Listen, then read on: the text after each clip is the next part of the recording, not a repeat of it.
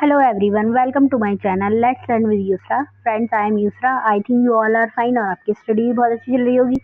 आज हम case study में आपके लिए फर्स्ट केस लेकर आए हैं इंडियन कॉन्ट्रैक्ट एक्ट 1872 का most important and leading judgement Balfour versus Balfour. ठीक है फ्रेंड्स, ये बेलफोर वर्सेस बेलफोर आप लोग सोच रहे होंगे कि ये दोनों ही नेम सेम है। ये सेम कैसे हैं? तो सेम या तो सिस्टर एंड ब्रदर के जो नेम होते हैं वो सेम होते हैं या फिर हस्बैंड वाइफ। ठीक है, इसमें ये होता है कि जो मिसेस बेलफोर होती हैं वो मिस्टर बेलफोर के अगेंस्ट स्यू लेकर आती हैं। प्लेंटिफ जो होती हैं वो मिसेस बेलफोर होती हैं और डिफेंडेंट जो होते हैं वो मिस्टर बेलफोर होते हैं। तो आइए इस केस के फैक्ट जानते हैं क्या क्या इसमें हुआ। इसमें जो होते हैं मिस्टर बेलफोर और मिसेस बेलफोर एक मैरिड कपल होते हैं और वो साथ में रहते हैं सीलोन में। देखिए सीलोन जो है वो श्रीलंका का ओल्ड नेम है। वो वेकेशन सेलिब्रेट करने अपनी इंग्लैंड जाते हैं। वहाँ पर मिसेस बेलफोर जो होती हैं वो बीमार पड़ जाती हैं और वो वहीं रुक जाती हैं और मिस्टर बेलफोर सीलोन वापस आ जाते हैं। लेकिन आने से पहले वहाँ वो उनसे प्रॉमिस करते हैं कि मैं तुम्हारे अकाउंट में हर महीने 30 पाउंड भेज दिया करूँगा। और जो है कुछ दिन तक तो ये चलता है कि मिस्टर बेलफोर मिसेस बेलफोर के अकाउंट में 30 पाउंड ट्रांसफ़र कर दिया करते थे। लेकिन कुछ उनके रिलेशनशिप में कुछ डिस्प्यूट हो जाता है, तो कुछ दिनों बाद मिस्टर बेलफोर जो होते हैं वो 30 पाउंड ट्रांसफ़र करना बंद कर देती हैं। इसके बाद मिसेस बेलफोर मिस्टर बेलफोर के अगेंस्ट कोर्ट में सू लेकर आती हैं। तो जब ये कोर्ट के सामने ये बात आती है तो कोर्ट के बीच ये क्वेश्चन अराइज होता है कि क्या हस्बैंड और वाइफ के बीच जो एग्रीमेंट होता है क्या वो लीगल इंटेंशन उसमें कोई क्रिएट होता है, क्या उसमें कोई विधिक संबंध स्थापित होता है जब वो हस्बैंड और वाइफ के बीच जो एग्रीमेंट हुआ। देखिए हस्बैंड और वाइफ के बीच तो रोज पता नहीं कितने एग्रीमेंट होते हैं। वो कहते हैं अगर तुम मेरे लिए एक अच्छा खाना बनाओगी तो मैं तुम्हें शॉपिंग कराने लेके जाऊंगा, कल हम डिनर पे चलेंगे। तो इस तरीके के एग्रीमेंट जो होते हैं इनमें कोई विधिक संबंध स्थापित नहीं होता है। ठीक है, तो इसीलिए कोर्ट ने हेल्ड किया कि ये डोमेस्टिक एग्रीमेंट होते हैं ये घरेलू करार है। ये ऐसे तो हम बहुत सारे एग्रीमेंट करते हैं। पॉलिटिशियंस भी कितने जब इलेक्शन में खड़े होते हैं तो हमसे वो एग्रीमेंट करते हैं कि हम इतनी वैकेंसी निकालेंगे अगर आप हमें वोट देंगे। ठीक है, अब लोग उन्हें वोट दे देते हैं लेकिन उसके बाद क्या वो इतनी वैकेंसी निकालते हैं? कोई भी वैकेंसी नहीं निकालते। तो क्या हम उनके खिलाफ कोर्ट में सू कर सकते हैं? नहीं। लेकिन अगर जो भी संबंध में कुछ लीगल इंटेंशन दिखाई देता है, कोई लीगल रिलेशनशिप इस्टेब्लिश होती है, तभी वो एग्रीमेंट कोर्ट में जा सकता है। पॉलिटिकल एग्रीमेंट होते हैं, रिलीजियस एग्रीमेंट होते हैं, फैमिली एग्रीमेंट होते हैं बहुत सारे। ठीक है, और वो जो है डोमेस्टिक एग्रीमेंट होते हैं तो इनके लिए हम कोर्ट में सू नहीं कर सकते। लेकिन जब कॉन्ट्रैक्ट बनने के लिए सबसे इम्पोर्टेंट जो वो इसेंशियल्स होता है वो ये होता है कि विधिक संबंध स्थापित होने का आवश्यक हो और उसे लॉ के द्वारा इन्फोर्स कराया जाए।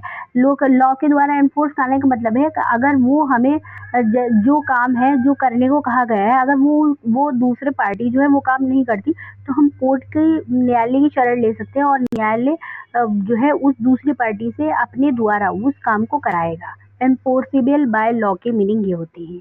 ठीक है, इसमें यही लीगल प्रिंसिपल लिया गया है कि domestic agreement are not contract. जब तक उनमें लीगल इंटेंशन नहीं होती है तब तक वो एग्रीमेंट नहीं होते हैं। ठीक है, उस न्यायालय ने मिस्टर बेलफोर के पक्ष में निर्णय लिया। उसके बाद देखिए फ्रेंड्स, अब नेक्स्ट केस आता है मैरिड वर्सेस मैरिड। 1970 का केस है। इसमें भी मिसेस मैरिड जो होती है मिस्टर मैरिड के अगेंस्ट सू लेकर आती हैं और इस केस के फैक्ट कुछ ऐसे हैं कि मिस्टर और मिसेस मैरिड जो होते हैं वो मैरिड होते हैं लेकिन वो दोनों अलग अलग हो जाती हैं। मिस्टर मैरिड जो होते हैं वो किसी दूसरे के साथ कहीं और रहने लगते हैं, किसी दूसरी वुमेन के साथ। तो वो मिसेस मैरिड से प्रॉमिस करते हैं कि अगर तुम जो बची हुई हमारे मकान की इंस्टॉलमेंट है इनको पे कर दोगे तो मैं जो है ये मकान तुम्हारे नाम ट्रांसफ़र कर दूंगा। ठीक है, मिसेस मैरिड जो होती हैं वो हर महीने उसकी जो इंस्टॉलमेंट मकान की बची हुई होती हैं वो पे करती रहती हैं। जब वो पे कर देती हैं पूरी तो उसके बाद मिस्टर मैरिड जो होते हैं वो उनके मकान को ट्रांसफ़र करने की से मना कर देती हैं। उसके बाद मिसेस मैरिड जो होती हैं वो न्यायालय की शरण लेती हैं और न्यायालय के सामने फिर ये क्वेश्चन अराइज होता है कि हस्बैंड और वाइफ के बीच ये जो एग्रीमेंट हुआ है इन्फोर्सेबल बाय लॉ है या नहीं, या ये डोमेस्टिक एग्रीमेंट है। तो देखिए केस में जो होता है सबसे पहले ये होता है कि इसमें जो हस्बैंड और वाइफ के बीच जो एग्रीमेंट होता है सबसे पहले तो वो रिटेन होता है कि वो रिटेन होता है। फिर उसके बाद उन्होंने उसको रजिस्टर्ड भी कराया होता है।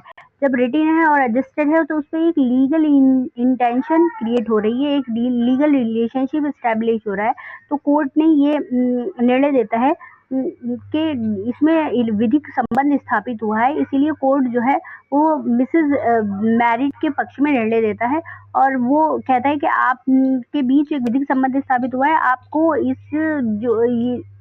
इसको पालन करना पड़ेगा। ठीक है, सिग्निफिकेंस ऑफ कॉन, अब देखिए दोनों केसेस का हम कंपैरिजन करते हैं, मिसेस बेलफोर वर्सेस बेलफोर और जो है मैरिड वर्सेस मैरिड। देखिए पहले वाले केस में जो होता है ना तो कोई एग्रीमेंट हुआ था, एग्रीमेंट तो हुआ है लेकिन ना तो वो रिटेन है ना वो रजिस्टर्ड है।